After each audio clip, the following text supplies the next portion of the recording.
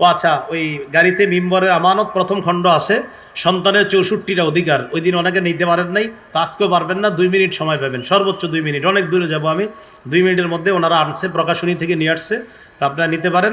2 মিনিটের মধ্যে মিম্বরের আমানত যদি কেউ সংগ্রহ করেন, সন্তানের 64টা অধিকার সবাই মুখস্থ করে ফেলবেন, স্বামী স্ত্রী দুজন মুখস্থ করে একজন আরেকজনকে শোনাইবেন।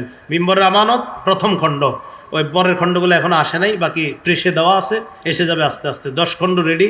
ওলামা হজরত যারা আছেন আপনাদের জন্য কার্যকরী হবে জুমায় একের পর এক ধারাবাহিক আলোচনা করার জন্য, এবং আম পাবলিক যারা আছেন সাধারণ জনগণ এবং মা বোনদেরকেও আপনি কিতাবটা নেন, কোনো সমস্যা নাই, সহজভাবে উপস্থাপন করা হয়েছে, সেখানে কঠিন কোনো কথা লেখা নাই।